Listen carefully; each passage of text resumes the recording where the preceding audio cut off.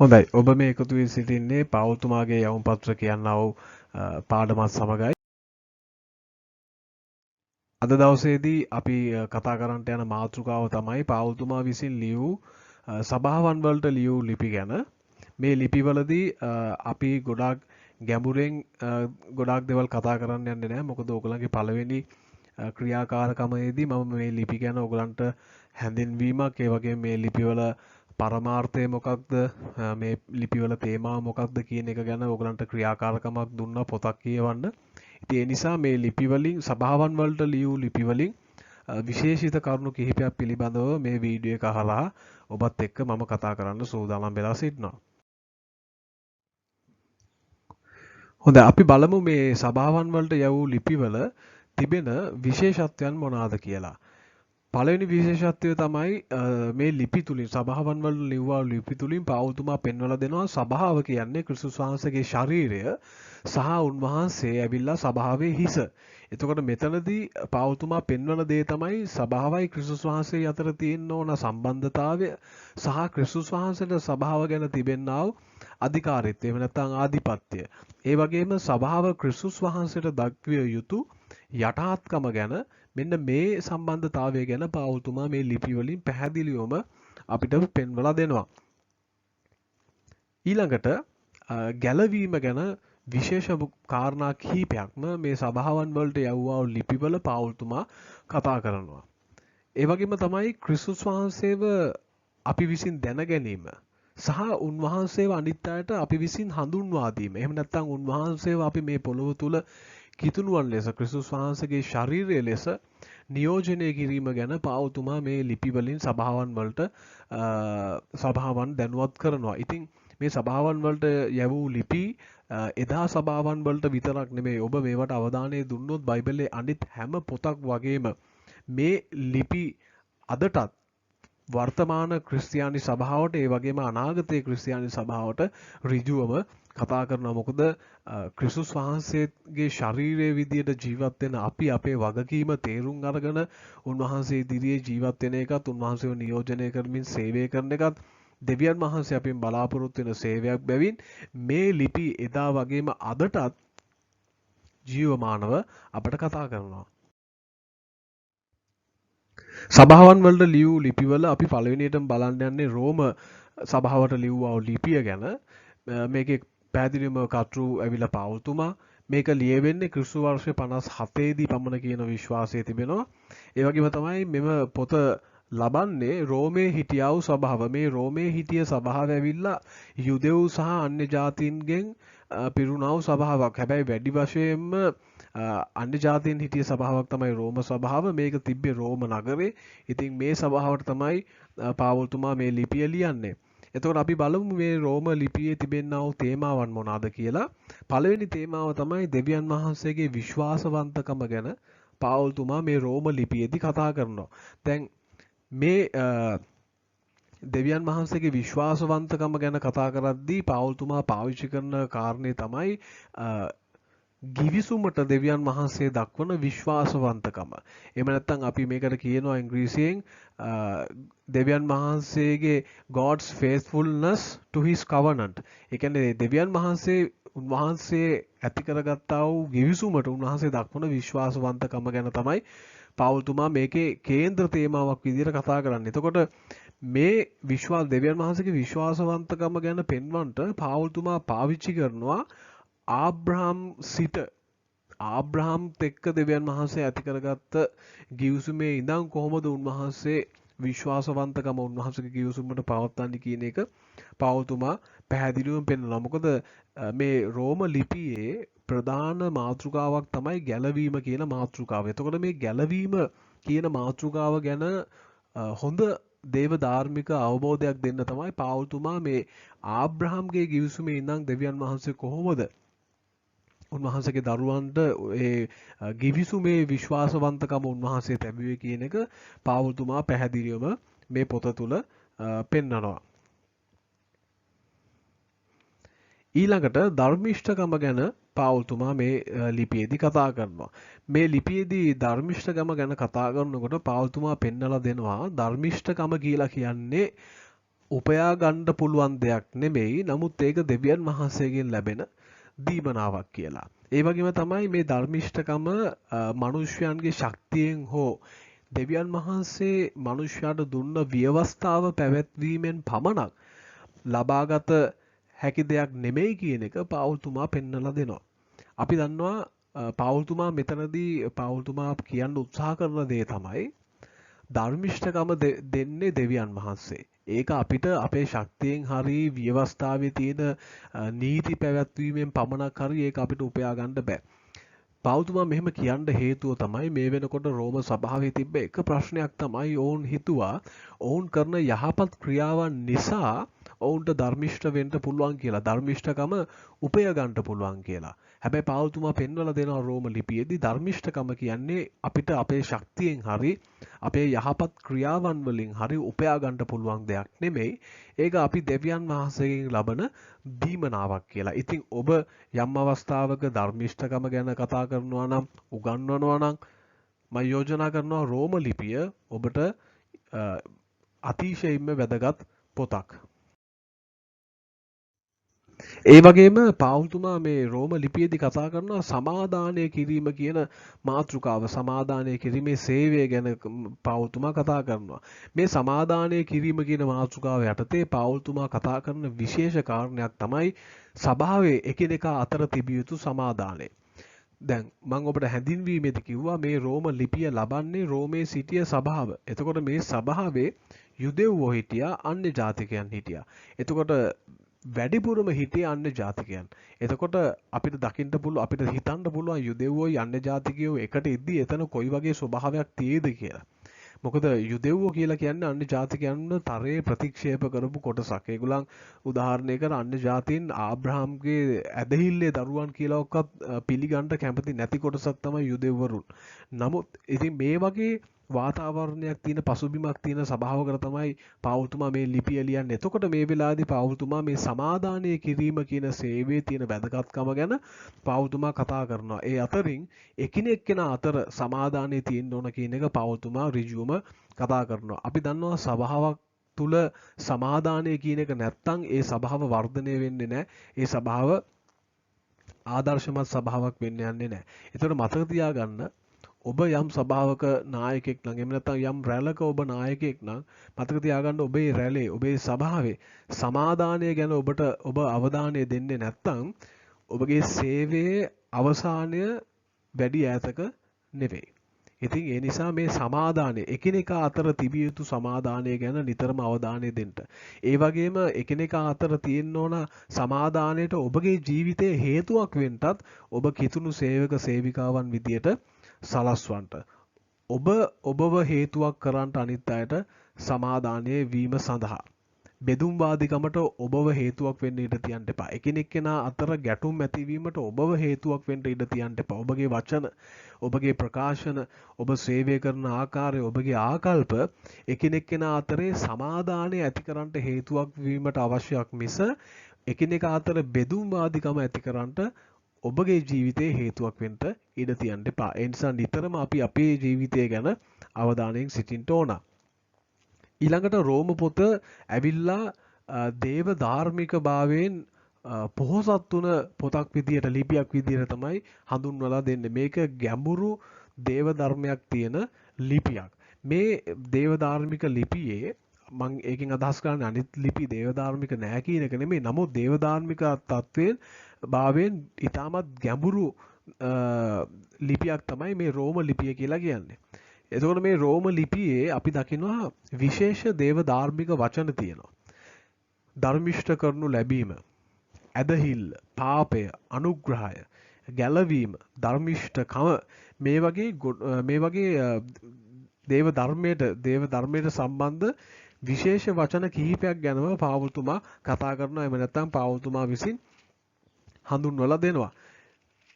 ඔබට පුළුවන් ඔබ රෝම ලිපිය අධ්‍යයනය කරනකොට ඔබට ආකාරාදියක් තියෙනවා නම් ඔබට බයිබල් ස්ටඩි බයිබල් එකක් තියෙනවා නම් මේ වචන ගැන ඔබට පුළුවන් නිරීක්ෂණයක් කරලා බලන්න මේ වචනවල තේරුම මොකද්ද. දැන් උදාහරණයකට ගත්තොත් එහෙම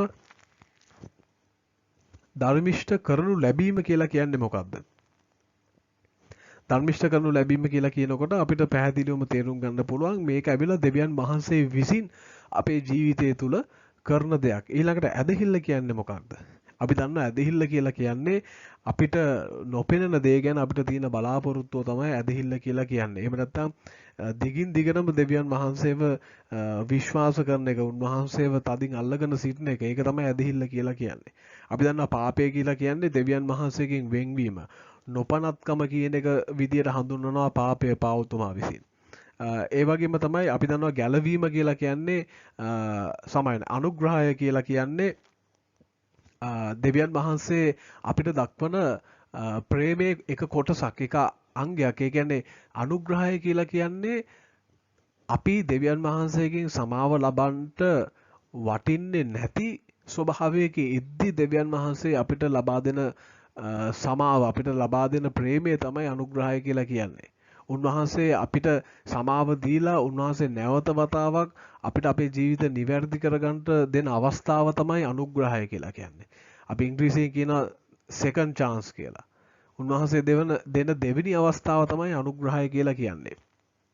ඊළඟට අපි දන්නවා ගැලවීම කියලා කියන්නේ මිනිස්සෙක්ගේ අතුලාන්තයේ සිද්ධ වෙන්නා වූ පරිවර්තනයට තමයි ගැලවීම කියලා කියන්නේ.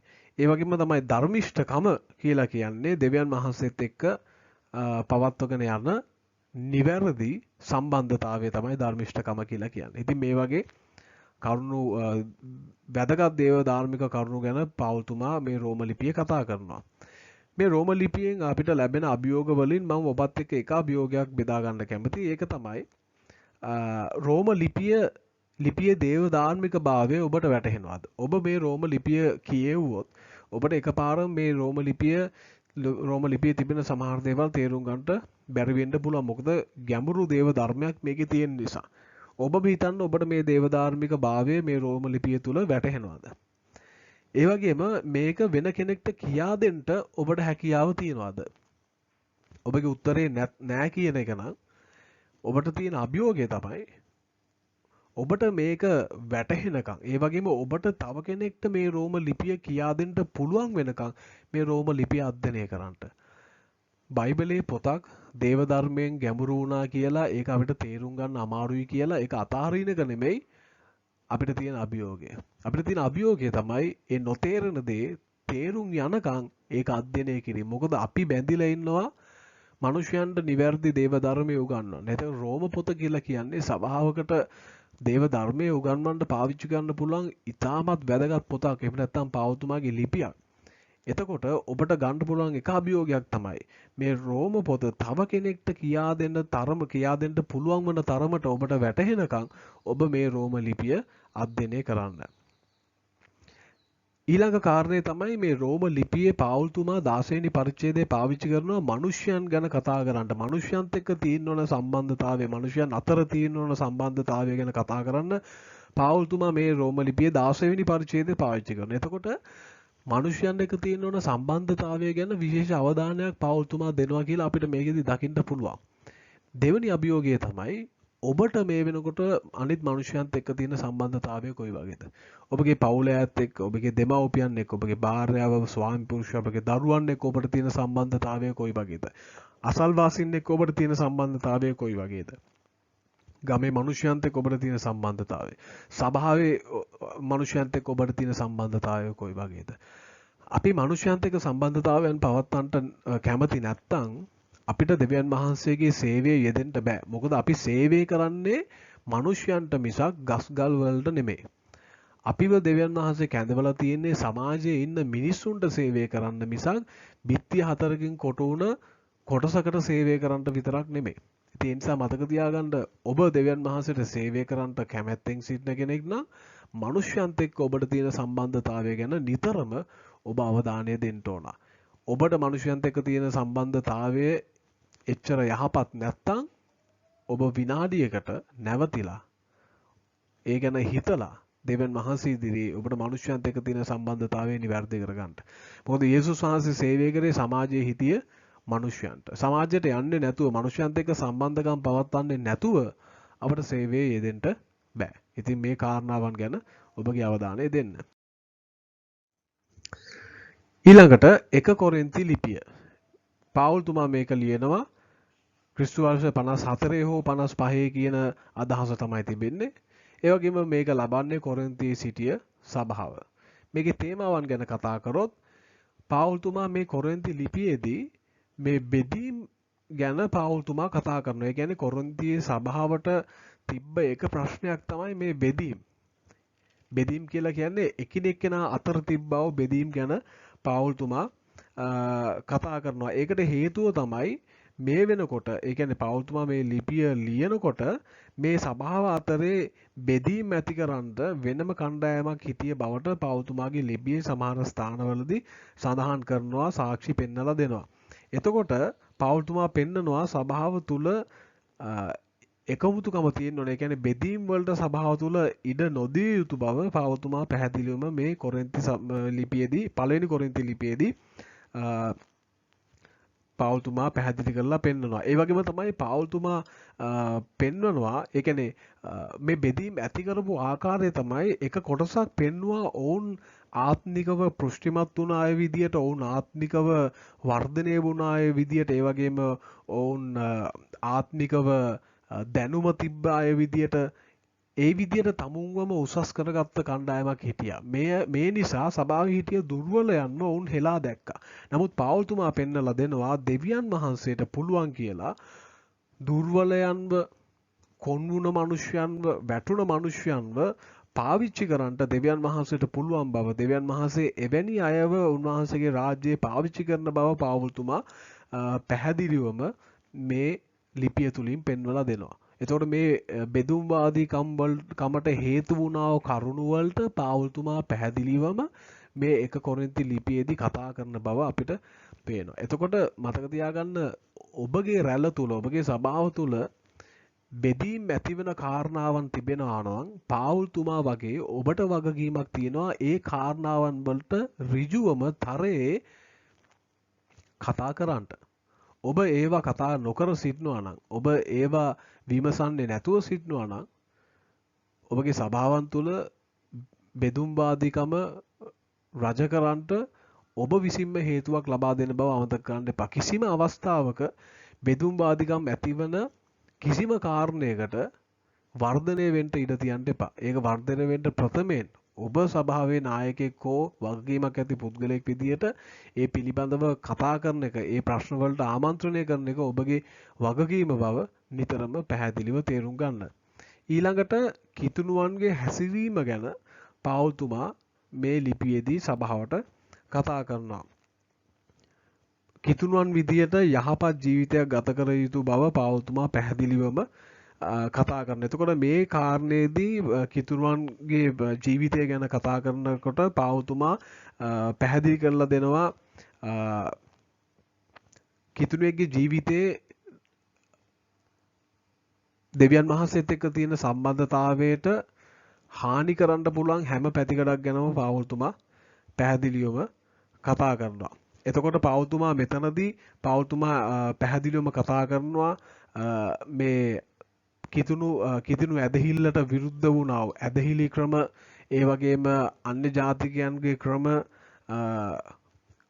කිතුණු ඇදහිල්ලට කිතුණු ජීවිතයට බාධාවක් වෙන කාමයේ වැරදියට හැසිරීම මෙන්න මේ වගේ කාරණාවන් ගැන පාවුල්තුමා පැහැදිලිවම කතා කරනවා. ඒ වගේම අන්‍ය දෙවිවරු එහෙම නැත්නම් රූප වන්දනාව ගැන මේ වගේ කිතුණු ජීවිතයට බාධා කරන බාධාවක් වන මෙවැනි කාරණාවන් ගැන පාවුල්තුමා කතා කරනවා. මේවා කිතුණු හැසිරීමට කිතුණු ජීවිතයට නුසුදුසු කාරණා විදියට පාවුල්තුමා පැහැදිලි කරලා දෙනවා. ඊළඟට කිතුණු නමස්කාරය පිළිබඳව පාවුල්තුමා පැහැදිලිවම මේ ස්ථානයේදී මේ ලිපියේදී කතා කරනවා. කිතුණු නමස්කාරය කියන්නේ මොකක්ද? කිතුණු නමස්කාරයේ තිබෙන්න ඕන කාරණාවන් මොනවාද? ඒ කියන්නේ කිතුණු නමස්කාරය කියලා කියන්නේ දේව මෙහි එක කොටසක් විතරක් නෙමෙයි නමුත් මුළු ජීවිතේම බව පාවුල්තුමා පෙන්වලා දෙනවා. ඒ වගේම තමයි කිතුණු නමස්කාරය තුල රොටි කැඩීම ඒ කියන්නේ ස්වාමින් වහන්සේගේ භෝජනේ අවසාන රාත්‍රී භෝජනේ ඒක ඒ අවසාන රාත්‍රී භෝජනේ පැවැත්වීම ඒ වගේම තමයි කොහොමද නමස්කාරයේදී අපි අපේ ශුද්ධාත්මයන්න් වහන්සේ දෙන දීමනාවන් පාවිච්චි කරන්නේ මේ සියලුම කාරණාවන් ගැන පාවුල්තුමා කතා කරන මේ ශුද්ධාත්ම දීමනාවන් ගැන කතා කරනකොට ආත්මයන්න් වහන්සේ දෙන දීමනාවන් ගැන කතා කරනකොට පාවුල්තුමා පෙන්වලා දෙන කාරණේ තමයි රෝම 1 කොරින්ති 12 වෙනි පරිච්ඡේදය අනුව මේ හැම දීමනාවක්ම සභාව තුළ පාවිච්චි වෙන්න ඕන ප්‍රේමය කරන කොටගෙන. ප්‍රේමය නොඇතිව පාවිච්චි වෙනවා නම් මේ දීමනාවන් ඒක ආත්මයන්න් වහන්සේගේ නොවන බව පාවුල්තුමා පෙන්වනවා. අපි අපේ දීමනාවන් පාවිච්චි කරනකොට ඒක දෙවියන් වහන්සේගේ ප්‍රේමය කේන්ද්‍ර කරගෙන පාවිච්චි වෙන්න ඕන.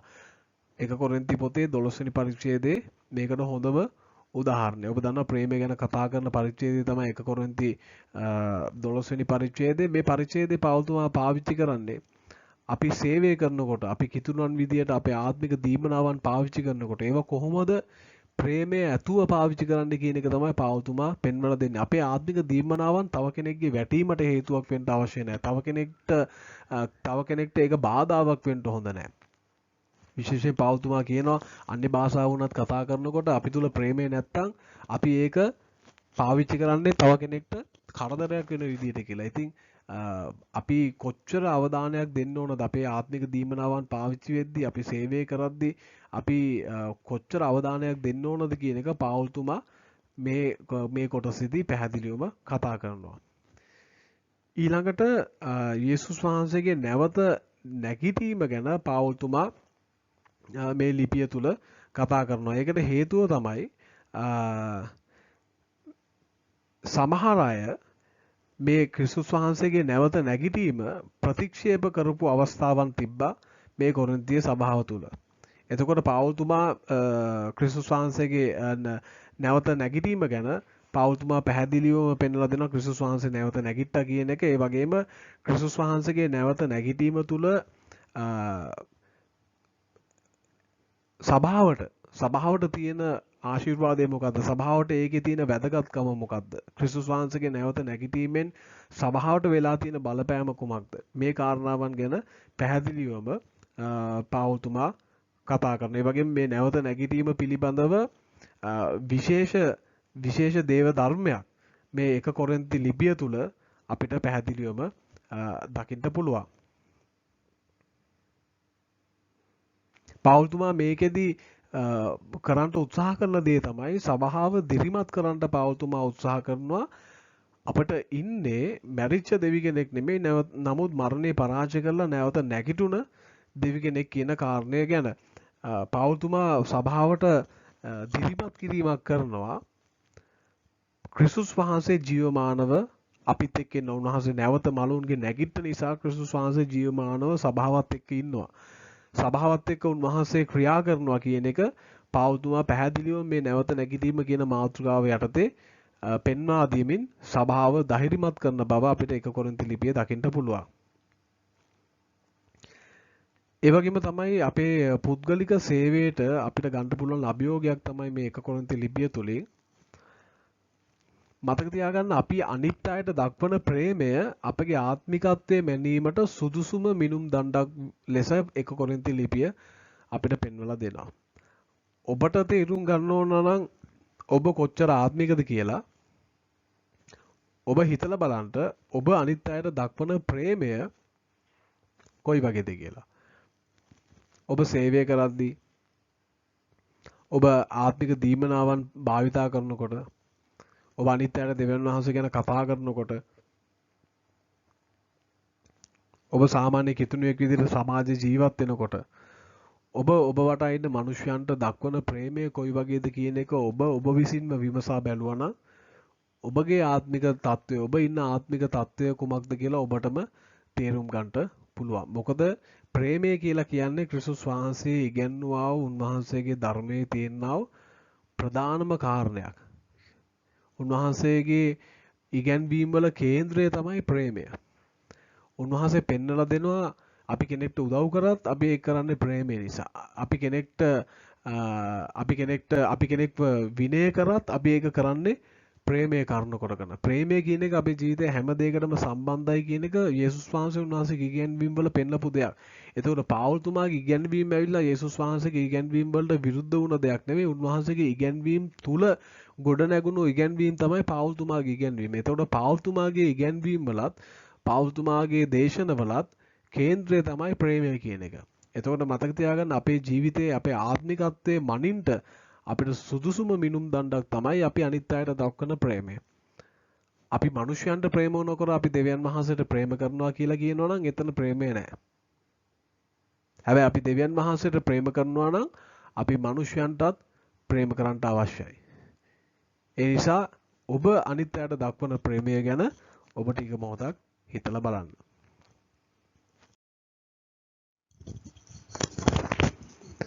ඊළඟට 2 කොරින්ති ලිපිය. මේ 2 කොරින්ති ලිපිය ක්‍රිස්තු වර්ෂ 55 දී පමණ ලියවෙනවා කියන එක තමයි විශ්වාස කරන්නේ. මේ 2 කොරින්ති ලිපියේ තිබෙන සමහර තේමාවන් ගැන අපි කතා කරොත් මේ 2 කොරින්ති ලිපියේත් නැවතත් පාවුල්තුමා මේ සමාදානය කිරීමේ සේවය ගැන පාවුල්තුමා කතා කරනවා. මේ සමාදානය කිරීමේ සේවය අපිට ලබා දීලා තියෙන බව පාවුල්තුමා පෙන්වනවා. ඒ වගේම තමයි මේ සමාදානය කිරීමේ සේවය ගැන පාවුල්තුමා කතා කරන්න හේතුව තමයි පළවෙනි කොරින්ති ලිපිය ලියනකොට පාවුල්තුමා එක්ක කොරින්තිය සභාවේ කිහිප දෙනෙක් ගැටුම් ඇති කරගත්ත අවස්ථාවකදී තමයි පාවුල්තුමා මේ පළවෙනි කොරින්ති ලිපිය ලියන්නේ. එතකොට ඒ ගැටුම් වලට පාවුල්තුමාගේ ඍජු පිළිතුරු තමයි 1 කොරින්ති ලිපියේ පාවුල්තුමා ලියන්නේ. එතකොට 1 කොරින්ති ලිපිය ලියද්දී එතන පසුබිම තමයි පාවුල්තුමායි සභාවයි අතර යම් ඝට්ටනයක් ඇති වෙලා තිබ්බ අවස්ථාවක්. නමුත් 1 කොරින්ති ලිපියට පස්සේ ඒ පාවුල්තුමා 1 කොරින්ති ලිපියේ සඳහන් කරන දේවල් වලට පස්සේ ඒ සභාව නැවත පාවුල්තුමත් එක්ක සමාදානය වුණාට පස්සේ තමයි මේ දෙවෙනි කොරින්ති ලිපිය පාවුල්තුමා ලියන්නේ. එතකොට මේ සමාදානය පිළිබඳව පාවුල්තුමා කතා කරනවා. එතකොට මේ සමාදානයත් එක්ක තමයි 2 කොරින්ති ලිපිය පාවුල්තුමා සභාවට ලියන්නේ. පාවුල්තුමා පෙන්නලා දෙනවා සභාවේ තියෙන සමාදානය අපි කලින් කතා කරා වගේ මේ වගේම තමයි පාවුල්තුමා පෙන්නලා දෙනවා මේ සමාදානය කිරීමේ සේවය දෙවියන් වහන්සේ විසින් අපිට පවරලා තියෙන දෙයක් විදියට. ඒක ඇදිලිවන්තයන්ගේ සේවයේ කොටසක් විදියට පාවුල්තුමා පෙන්වලා දෙනවා. එතකොට දෙවියන් වහන්සේයි මනුෂ්‍යවයි සමාදානය කරන්නටත් මනුෂ්‍යයන්ව සමාදානය කරන්නටත් කිතුණුවන් විදියට කිතුණු ඇදිලිවන්තයන් සේවකයන් විදියට අපිට දෙවියන් වහන්සේ විසින් සේවයක් පවරලා තිබෙනවා කියන කාරණය පාවුල්තුමා පෙන්වනවා. එතකොට මතක තියාගන්න අපි බැඳිලා ඉන්නවා මනුෂ්‍යයන් සහ මනුෂ්‍යයන්ව සමාදානය කරන්නටත් මනුෂ්‍යයන් සහ දෙවියන් වහන්සේ අතර සමාදානය ආරක්ෂා කරන්නටත්. ඊළඟට තමයි මේ දීම ගැන ත්‍යාගශීලීකම ගැන පාවුල්තුමා මේ 2 කොරින්ති ලිපියේදී කතා කරනවා. එතකොට මේ දීම එහෙම නැත්නම් ත්‍යාගශීලීකම කියලා කියන්නේ සභාව දැනගන්න ඕන දෙයක්. සභාව ඉගෙන ගන්න ඕන කාරණයක්. මොකද මෙතන තමයි සභාව භෞතිකව ආශිර්වාද ලබන ස්ථානය.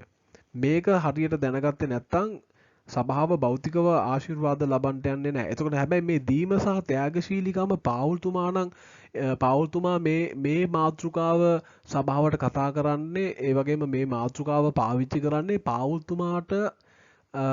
පාවුල්තුමාට වාසියක් ලබා ගන්නට නෙමෙයි. අපිට පැහැදිලිවම දකින්න පුළුවන් පාවුල්තුමා මේක ගැන කතා කරන්නේ සභාව දැනුවත් කිරීමට විතරයි.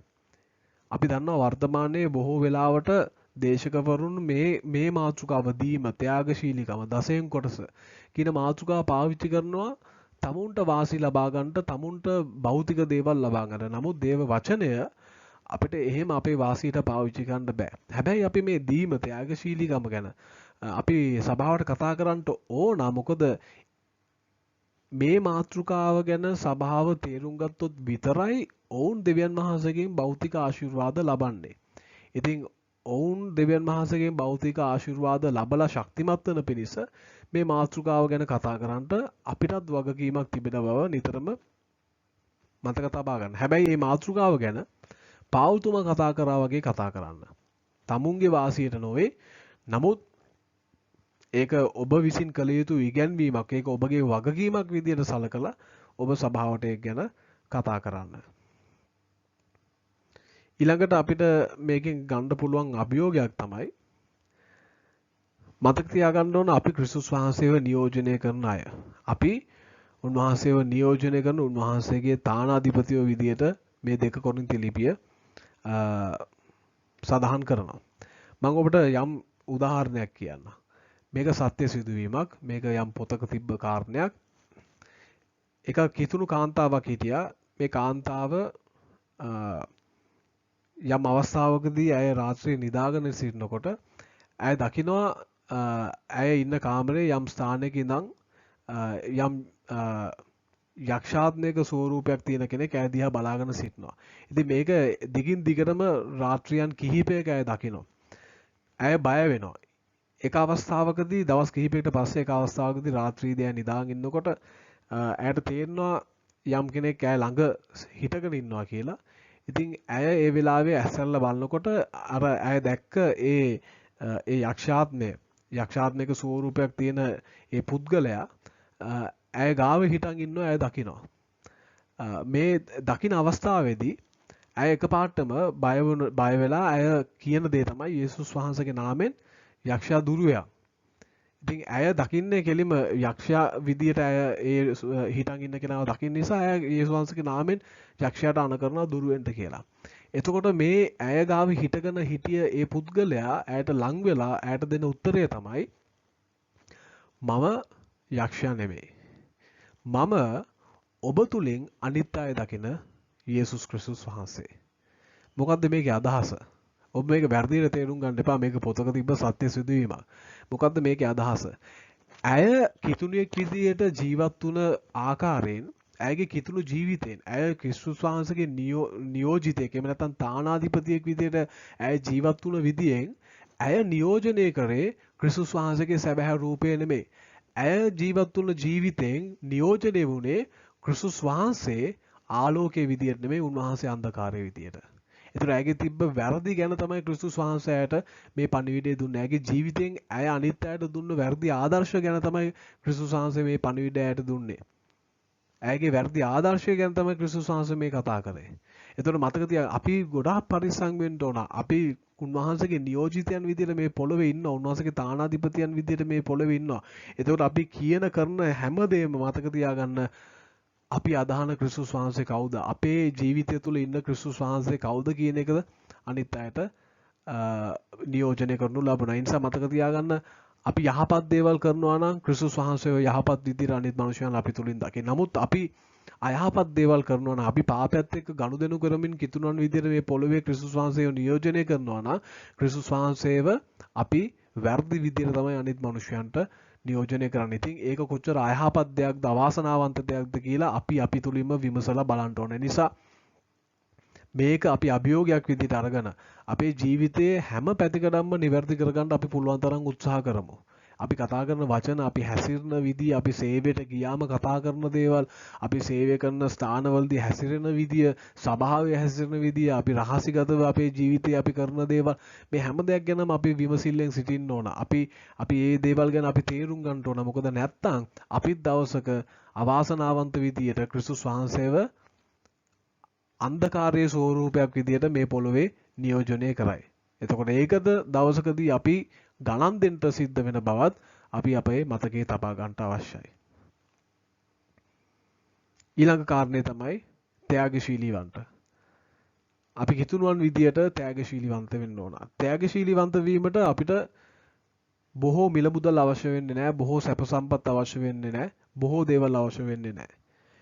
ක්‍රිස්තුස් වහන්සේ බලාපොරොත්තු වෙන ත්‍යාගශීලීවන්තභාවය උන්වහන්සේ මනින්නේ අපි දෙන ප්‍රමාණයෙන් නෙමෙයි. නමුත් අපේ හදවතේ. 2 කොරින්ති පොතේ ලිපියේ පවතුමා කියන දේ තමයි අපි දෙන දේ අපේ හදවතේ සතුටින් කිරා මනින්නේ නැතුව දෙවියන් වහන්සේට දෙන්න ඕන. අපි සතුටින් දෙන දේ ප්‍රමාණය උන්වහන්සේට වැදගත් වෙන්නේ නැහැ. අපේ ආකල්පයත් අපේ හදවතත් තමයි උන්වහන්සේට වැදගත් වෙන්නේ. ඔබ ත්‍යාගශීලීවන්ත මිනිසෙක් වෙන්න ආසයි නම් ඔබට තියෙන ප්‍රමාණය වැදගත් වෙන්නේ නැහැ. නමුත් ඔබගේ හදවතේ ප්‍රමාණය, ඔබගේ භෞතික සම්පත් වල ප්‍රමාණය නෙමෙයි. නමුත් ඔබගේ හදවතේ ප්‍රමාණය තමයි වැදගත් වෙන්නේ. ඔබ දෙවියන් වහන්සේට දෙනකොට ඒක ඔබ මුළු හදවතේ ප්‍රීතිය ඇතුව ඔබ දෙවියන් වහන්සේට දෙන්න. ඒ වගේම තමයි දෙවියන් වහන්සේට දෙනවා වගේම ඔබ අනිත් මිනිස්යන්ටත් දෙන්න, අනිත් මිනිස්යන්ට උපකාර කරන්නට නිතරම පුරුදු වෙන්න. මොකද කිතුණුවන් කියලා කියන්නේ ත්‍යාගශීලී මිනිසුන්. ක්‍රිස්තුස් වහන්සේ උන්වහන්සේට තිබ්බ හැමදේම අනිත් අයත් එක්ක බෙදාගෙන උන්වහන්සේ අපිට ඒ ආදර්ශය දීලා තියෙනවා. පාවුල්තුමා ඒ ආදර්ශය අපිට දීලා තියෙනවා. එතකොට අපි දෙවියන් වහන්සේට දෙනවා වගේම මිනිසුන්ත් එක්ක බෙදා ගන්නටත් අපි බැඳිලා ඉන්න බව අමතක කරන්න එපා. ගලාති ලිපිය ගත්තොත් පාවුල්තුමා මේ ගලාති ලිපිය ලියන්නේ ක්‍රිස්තු වර්ෂ 48ත් 53ත් අතර කාලයේදී මේ පොත ලබන්නේ ගලාතියේ හිටියව සභාව. එතකොට මේකේ තේමාවන් ගැන මම කෙටියෙන් සඳහන් කරන්නම්. පාවුල්තුමා ගලාති ලිපියේදී පෙන්වලා දෙනවා ඇදහිල්ලෙන් පමණක් ගැලවීම ලැබෙන බව. දැන් මම මේක ගැන වැඩි විස්තරයක් කතා කරන්න යන්නේ නැහැ. මොකද රෝම පොතේත් මේ හා සමානවම මාතෘකාවක් අපි කතා කරපු නිසා. ධර්මිෂ්ඨ ක්‍රියාවන් වලින්වත් යහපත් ක්‍රියාවන් වලින්වත් නෙමේ ඇදහිල්ලෙන් පමණක් ගැලවීම ලැබෙන බව පාවුල්තුමා පෙන්වලා දෙනවා. ඒ කියන්නේ ක්‍රිස්තුස් වහන්සේ ගැන ඇදහිීමෙන් පමණක් අපිට ගැලවීම ලැබෙන බව පාවුල්තුමා පැහැදිලිවම ගලාති පොතේ පෙන්වලා දෙනවා. ඊළඟට ආත්මයන්න් වහන්සේ තුල වූ නිදහස ගැන පාවුල්තුමා මේ ගලාති පොතේ කතා කරනවා. පාවුල්තුමා ගලාති සභාව ධෛර්යමත් කරනවා මේ ආත්මයන්න් වහන්සේ තුල නිදහසේ ජීවිතය ගත කරන්න කියන එක. ඒ කියන්නේ ව්‍යවස්ථාවට යටත් වෙන්නේ නැතුව අනිත් මිනිසයන්ගේ වැරදි ඉගැන්වීම් වලට යටත් වෙන්නේ නැතුව ආත්මයන්න් වහන්සේ තුල නිදහස් ලෙස ජීවිතය ගත කරන්න කියන එක පාවුල්තුමා ගලාති පොතේ පෙන්වලා දෙනවා. ඒ වගේම තමයි අපි ජීවත් වෙන්න ඕන ජීවිතය ආත්මයන්න් වහන්සේගෙන් බලගැන් වූ ජීවිතයක් බව පාවුල්තුමා පෙන්වලා දෙනවා.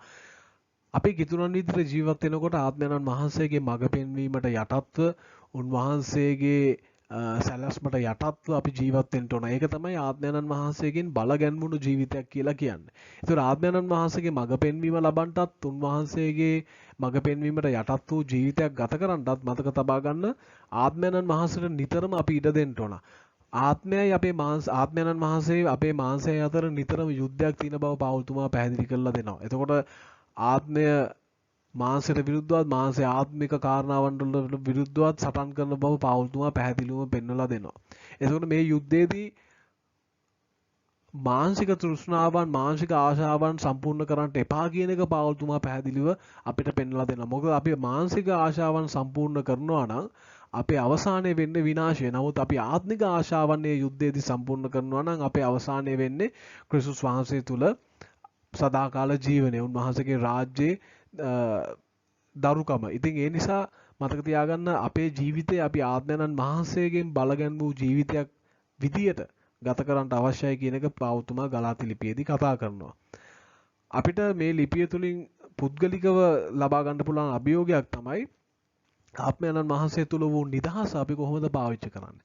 ආත්මයන්න් වහන්සේ තුලින් අපිට ලැබෙන නිදහස අපිව ව්‍යවස්ථාවෙන් අපිව නිදහස් කරනවා කියන එකෙන් අදහස් වෙන්නේ නැහැ අපිට කැමති දේ කරන්න උන්වහන්සේ තුල නිදහස තියෙනවා කියලා. මතක තියාගන්න ආත්මයන්න් වහන්සේ තුල අපිට ලබා දීලා තියෙන නිදහස පාපය කිරීමට ලයිසන් එකක් විදියට බයිබලයේ පාවුල්තුමා හඳුන්වලා දීලා නැහැ. අපිට ආත්මයන්න් වහන්සේ තුල නිදහස තියෙනවා. උන්වහන්සේගේ අනුග්‍රහය තියෙනවා. ඒ නිසා අපිට කැමති දේවල් කරන්න පුළුවන්. පස්සේ පසුතැවිලි වෙන්න පුළුවන්. එහෙම දේව ධර්මයක් බයිබලයේ නැහැ. අපි කොහොමද අපිට ආත්මයන්න් වහන්සේ තුල තියෙන නිදහස අපි පාවිච්චි කරන්නේ? අපි දන්නවා දෙවියන් වහන්සේ පුද්ගලිකව අපිට කොච්චර අනුග්‍රහය දක්වනවද? උන්වහන්සේ පුද්ගලිකව කොච්චර අපිට සමාව දෙනවද?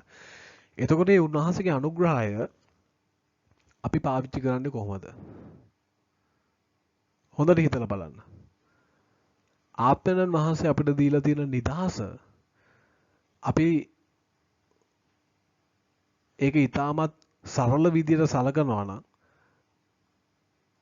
අපි ආත්මයන්න් වහන්සේ අපිට දීලා තියෙන නිදහස අපි අපිට ඕන දේවල් කරන්න අපි පාවිච්චි කරනවා නම් ඒකේ අවසාන විපාකයක් අපි අත්විඳින්න ඕන කියන එක අපි නිතරම මතක තබා ගන්න ඕන. ආත්මයන්න් වහන්සේ තුල අපිට නිදහස තියෙන්නේ මතක තියාගන්න වැරදි කරන පව් කරන ජීවිතයක් ගත කරන්නට නෙමෙයි. නමුත් මේ නිදහස දෙවියන් වහන්සේ අපිට දීලා තියෙන්නේ ආත්මයන්න් වහන්සේ තුල මේ නිදහස අපිට උන්වහන්සේ දීලා තියෙන්නේ ව්‍යවස්ථාවට යටත් නොවි දෙවියන් වහන්සේ තුල අපිට ලැබුණා ගැලවීම රස විඳින්මින් ජීවත් වීමටයි. ඉතින් ඒ නිසා ආත්මයන්න් වහන්සේ තුල තියෙන නිදහස කියන මාතෘකාව කොයි වෙලේවත් පටලව ගන්න එපා. ඊළඟට 1 තෙසලෝනික ලිපිය පවුල්තුමා මේක ලියන්නේ ක්‍රිස්තු වර්ෂ 50 51 අතර කාලයේදී තෙසලෝනිකේ හිටියා වූ නව ඇදිලිවන්තයන්ට තමයි මේ පවුල්තුමා මේ ලිපිය ලියන්නේ. මේකේ තේමාවන් විදියට අපිට මුලින්ම දකින්න පුළුවන් පීඩාව කියන තේමාව. එතකොට මේ නව ඇදිලිවන්තයන් තෙසලෝනිකේ සභාවේ හිටිය නව ඇදිලිවන්තයන් මේ වෙනකොට පීඩාව නිසා ඔවුන්ගේ ඇදහිල්ල නිසා ඔවුන් කිතුණුවන් වීම නිසා ඔවුන් පීඩාවට ලක් වෙලා හිටිය අවස්ථාවක්. මේ අවස්ථාවේදී පාවුල්තුමා මේ ලිපිය ලියනවා ඔවුන්ව ශක්තිමත් කරන්නට, ඔවුන්ව ධෛර්යමත් කරන්නට, පීඩාව තුල දරාගෙන ඉන්න කියලා. පාවුල්තුමා පෙන්වනවා ඔවුන් ඇදහිල්ල කිතුණු ඇදහිල්ල නිසා ඔවුන් විඳින පීඩාව ඒක නිෂ්ඵල දෙයක් වෙන්න යන්නේ නැහැ. ඒකේ අවසානයේ දෙවියන් වහන්සේ ඔවුන්ට ආශිර්වාද කිරීම කියන එක පාවුල්තුමා පෙන්වා දෙමින් පාවුල්තුමා ධෛර්යමත් කරනවා මේ තෙසලොනිකේ හිටියව සභාවට. ඒ වගේම ක්‍රිස්තුස් වහන්සේගේ නැවත පැමිණීම ගැන පාවුල්තුමා සභාවට කතා කරනවා. කිතුණු ජීවිතය ගැන පාවුල්තුමා කතා කරනවා. මේ ක්‍රිස්තුස් වහන්සේගේ නැවත පැමිණීම ගැන කතා කරනකොට එතනදිත් පාවුල්තුමා මේ තෙසලෝනිකේ හිටියව සභාවතට බලාපොරොත්තුවක් දෙනවා. වුණ ශක්තිමත් කිරීමක් කරනවා. මේ නැවත පැමිණීමේදී පීඩාව තුලින් යන අපිට ජයග්‍රහණය තිබෙන පීඩාව තුලින් යන පීඩාව ඉවසගෙන දරාගෙන අවසානයේදී විශ්වාසවන්ත වින්නා වූ කෙනාට ක්‍රිස්තුස් වහන්සේගේ නැවත පැමිණීමේදී මහත් ආශිර්වාදයක් ලැබෙන්න යන බව ස්වර්ගයේ ක්‍රිස්තුස් වහන්සේත් එක්ක සදාතනික ජීවත් වීමට ඒ ප්‍රස්තාව ඒ දීමනාව ලැබෙන බව පාවුල්තුමා පැහැදිලිවම මේ මාතෘකා දෙකෙන් තෙසලොනික සභාව දැනුවත් කරනවා, ඔවුන්ව ධෛර්යමත් කරනවා. ඒ වගේම මේ පීඩාව තුල තමුන්ගේ කිතුණු ජීවිතය නිවැරදිව පවත්වාගත යුතු බව පාවුල්තුමා පෙන්වලා දෙනවා. ඒ වගේම මේක පීඩාව තුල කොහොමද අපි කිතුණු ජීවිතය නිවැරදිව පවත්වා ගන්නේ කියන එක පිළිබඳව පාවුල්තුමා තෙසලොනික ලිපියේදී සඳහන් කරනවා. පුද්ගලික සේවයට පුද්ගලික ජීවිතයට අපිට මේ ලිපියෙන් ගන්න පුළුවන් අභියෝගයක් තමයි අපි පීඩාවට අපි දෙන ප්‍රතිචාරය කුමක්ද? පීඩාව කියලා කියන්නේ මතක තියාගන්න ශාරීරිකව සිද්ධ වෙන දෙයක් විතරක් නෙමෙයි. ඒක ඒ පීඩාව මානසිකව වෙන්නත් පුළුවන්, ආත්මිකව වෙන්නත් පුළුවන්, ශාරීරිකව වෙන්නත් පුළුවන්. ඒ නිසා මතක තියාගන්න අපි පීඩාවේදී අපි දෙවියන් වහන්සේට දක්වන ප්‍රතිචාරය කුමක්ද කියන එක ගැන නිතරම අවධානය දෙන්න අවශ්‍යයි. අපි පීඩාවේදී ඉවසනවා නම් අපි පීඩාවේදී ඉවසිලිමත්ව දෙවියන් වහන්සේ තුල අපේ කිතුණු සාක්ෂිය ආරක්ෂා කරගෙන යහපත් කිතුණු ජීවිතයක් ගත කරනවා නම් ඒ පීඩාවේ අවසානයේ දෙවියන් වහන්සේගෙන් ලැබෙන ආශිර්වාදය මිසක් අපේ ජීවිතේ විනාශය නෙමෙයි. ඉතින් මතක තියාගන්න පීඩාවන් වලදී අපි අපේ කිතුණු ඇදහිල්ල අතහරිනවා නම් අපි පරාජිතයන්. නමුත් පීඩාවේදීත් අපි කිතුණු ඇදහිල්ල ආරක්ෂා කරගෙන සිටිනවා නම් අපි ජයග්‍රාහකයන් විදියට පාවුල්තුමා පෙන්වලා දෙනවා. අවසාන වශයෙන් 2 තෙසලොනික ලිපිය පාවුල්තුමා මේක ලියන්නේ ක්‍රිස්තු වර්ෂ 51ත් 52ත් අතර. ඒ වගේම තමයි මේකේ තේමාවන් ගැන කතා කරොත් ක්‍රිස්තුස් වහන්සේගේ නැවත පැමිණීම ගැන නැවත වතාවක් තෙසලොනික සභාවට කතා කරන. ඒකට හේතුව තමයි මේ වෙනකොට 2 තෙසලොනික ලිපිය ලියනකොට ක්‍රිස්තුස් වහන්සේගේ නැවත පැමිණීම ගැන වැරදි ඉගැන්වීමක් තිබ්බා. ඒ වැරදි ඉගැන්වීම තමයි නැවත පැමිණීම දැන්ටම සිදු වෙලා තියෙන බව. එතකොට මේක හේතුවක් වෙන්න තිබ්බා මේ අලුත් ඇදහිලිවන්තයන් නවක ඇදහිලිවන්තයන්ව වැටීමට. මොකද ඔවුන් පීඩාවෙන් ගිය අවස්ථාවක පාවුල්තුමා ක්‍රිස්තුස් වහන්සේගේ නැවත පැමිණීම ගැන ඔවුන්ට ප්‍රකාශ කරලා ඔවුන්ව ශක්තිමත් කරා. එතකොට මේ පීඩාවට මුහුණ දෙන්න ඔවුන්ට අවශ්‍ය කරන ධෛර්යය ඒ තුලින් දුන්නා. නමුත් නැවත පැමිණීම සිදු වෙලා හමාරයි කියන වැරදි ඉගැන්වීම නිසා ඔවුන්ට අර පීඩාවට මුහුණ දෙන්න තිබ්බ ශක්තිය හීන වෙන්න තිබ්බ අවස්ථාවක්. නමුත් ඒ අවස්ථාවේදී ඒක නිවැරදි කරමින් පාවුල්තුමා පෙන්වලා දෙනවා නැවත පැමිණීම තාම සිදු වෙලා නැහැ. ඒක සිදු වෙන්න තියෙන දෙයක්. ඒ නිසා දෙවනි පැමිණීම තෙක් අපි අවදිව සිටින්න ඕන කියන එක ගැන පාවුල්තුමා පෙන්වලා දෙනවා. දෙවනි පැමිණීම තෙක් අපි අවදිව සිටින්න ඕන. මේ මාතෘකාව ඉතාමත් වැදගත් දෙයක් වුණා ඒ තෙසලොනික සභාවට. ඒක නැවත වතාවක් ඔන්න ධෛර්යමත් වීමට හේතුවක් වුණා. මේ පීඩාව ඉවසගෙන දරාගෙන දෙවියන් වහන්සේ ඉදිරියේ විශ්වාසවන්තව සිටින්න. අපේ සේවයට අපේ ජීවිතයට ගන්න පුළුවන් අභියෝගයක් තමයි පළවෙනි දේ තමයි ක්‍රිස්තුස් වහන්සේගේ නැවත පැමිණීමට ඔබ සූදානම්ද? දෙවෙනි දේ තමයි ඔබ අනික් අයව සූදානම් කරනවාද? සමහරවිට මේකේ සිද්ධ වෙන්නේ වැඩිපුරම මම සූදානම්. ඔව් අපි අපිව සූදානම් කරගන්නවා ක්‍රිස්තුස් වහන්සේගේ නැවත පැමිණීමට. නමුත් පොඩ්ඩක් හිතන්න ඔබ අනිත් අයව සූදානම් කරනවාද? අපි පටන් ගත්තොත් ඔබගේ පවුල තුලින්. ඔබගේ පවුලේ ගැළවීම ලබලා නැති අය ඉන්නවා නම් හිතන්න. ඔබ සූදානම් වෙලා ඔවුන් සූදානම් නැත්තම් ඔබට ඇත්තටම ක්‍රිස්තුස් වහන්සේගේ දෙවෙනි පැමිණීම භුක්ති විඳින්න පුළුවන්ද? ඔබගේ අසල්වාසීන් ගැන හිතන්න. ඔබගේ නෑදෑයන් ගැන හිතන්න. ඔබගේ යාළුවන් ගැන හිතන්න. ඔබ ඔවුන්ව සූදානම් කරන්නට වෙහෙසෙනවද? නැත්නම් ඔබ ඔබව සූදානම් කර ගැනීමට පමණක්ද වෙහෙසෙන්නේ? මතක තියාගන්න ක්‍රිස්තුස් වහන්සේගේ දෙවෙනි පැමිණීමත් එක්ක බැඳුණු අපේ වගකීමක් තියෙනවා. ඒ වගකීම තමයි සුභාරංචි කරන්නේ. ක්‍රිස්තුස් වහන්සේගේ පැමිණීමට කලින් සුභාරංචිය අනිත් මිනිසයන් වෙතට ගෙන යන එක අපේ වගකීමක්. ඒක කරන්න අපි බැඳිලා ඉන්නවා. ඉතින් ඒ නිසා මතක තියාගන්න ක්‍රිස්තුස් වහන්සේගේ දෙවෙනි පැමිණීමට පෙර අපි අපේ වගකීම මේ පොළොවේ ඉෂ්ට කරන්න අවශ්‍යයි. ඒ සඳහා මාර්ග සොයන්ට දෙවියන් වහන්සේගෙන් විමසන්ට සුභාරංචි කරන්නේ සඳහා දොරටු ඔබ වෙනුවෙන් විවෘත කරන පිණිස දෙවියන් වහන්සේට යාඥා කරන්න. ඔබ සියලු දෙනාම මේ ලිපි වලින් ශක්තිමත් වෙලා ධෛර්යමත් වෙලා ඔබගේ සේවය ක්‍රිස්තුස් වහන්සේගේ කැමැත්ත දෙවියන් වහන්සේගේ සැලැස්ම කේන්ද්‍ර කරගෙන මේ පොළොවේදී ඉෂ්ට කරයි කියන එක මගේ එකම බලාපොරොත්තුවයි. ඔබ හැම කෙනෙක්ටම යේසු පිහිටයි.